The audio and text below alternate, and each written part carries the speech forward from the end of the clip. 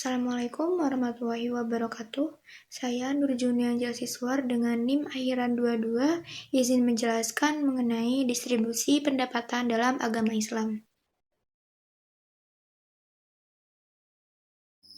Baik, yang pertama itu ada pengertian distribusi. Distribusi sendiri memiliki arti klasifikasi pembayaran berupa sewa, upah, bunga modal, dan laba yang berhubungan dengan tugas-tugas yang dilaksanakan oleh tenaga kerja, modal, dan pengusaha-pengusaha. Dalam proses distribusi, penentuan harga yang dipandang dari si penerima pendapatan dan bukanlah dari sudut si pembayar biaya-biaya distribusi juga berarti sinonim untuk pemasaran.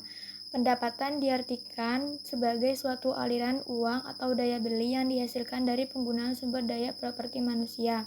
Menurut Winardi, pendapatan atau income secara teori ekonomi adalah hasil berupa uang atau hasil material lainnya yang dicapai dari penggunaan kekayaan atau jasa-jasa manusia bebas.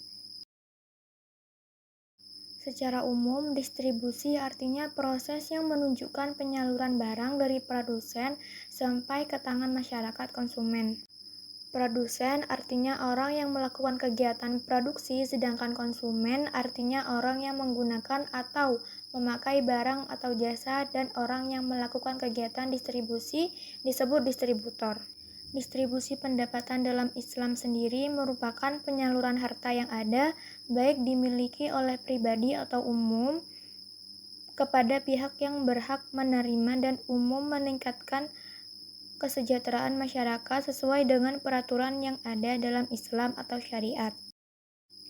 Selanjutnya ada syarat seorang distributor. Yang pertama itu adalah memiliki daya analisis yang bagus terhadap calon konsumennya. Yang kedua, senang bergaul atau bertemu dengan orang lain. Yang ketiga, tidak lekas putus asa dan selalu memiliki strategi. Yang keempat, dapat menentukan produk yang akan dijual. Yang kelima, kesungguhan dalam menjual. Dan yang terakhir ada selalu berbuat jujur. Seseorang marketer dituntut jujur sebagaimana Rasulullah bersabda, Allah akan memberikan rahmat kepada orang yang berusaha dengan yang halal, membelanjakan harta dengan hemat, dan dapat menyisihkan uang pada saat ia fakir dan membutuhkannya. Yang selanjutnya itu ada mekanisme distribusi.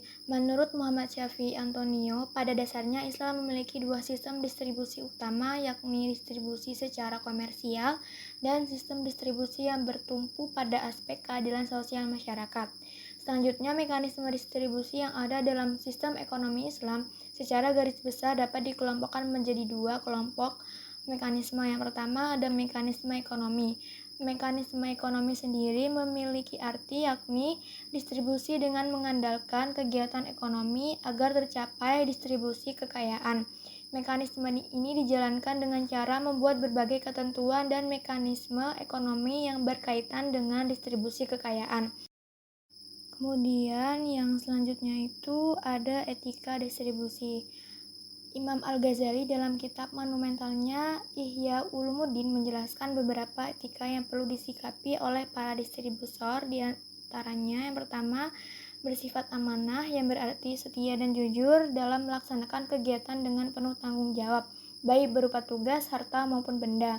Yang kedua, menepati janji yang dibuat bersama, artinya baik kepada sesama muslim maupun non-muslim. Yang ketiga, benar dalam perkataan dan juga perbuatan. Benar dalam perkataan merupakan menyatakan perkara yang benar dan tidak menyembunyikan rahasia, kecuali untuk menjaga nama baik seseorang.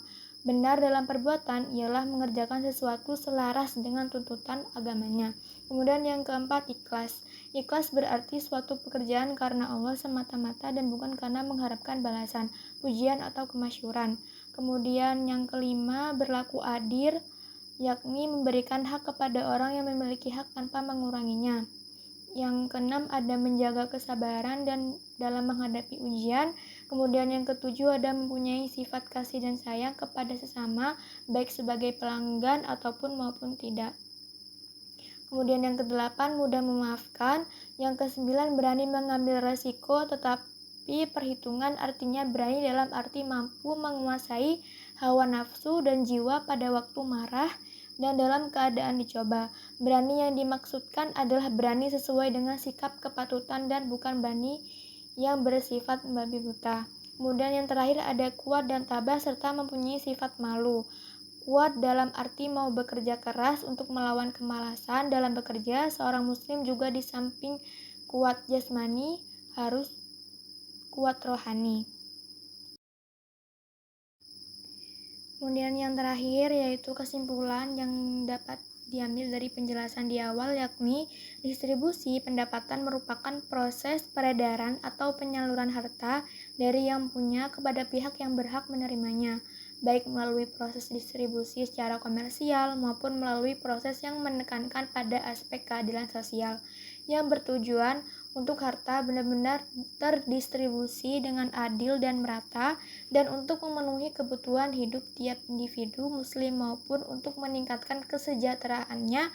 Human falah, prinsip utama yang menentukan dalam distribusi kekayaan adalah keadilan, justice, dan kasih sayang persaudaraan. Sekian dari saya, mohon maaf apabila ada kesalahan.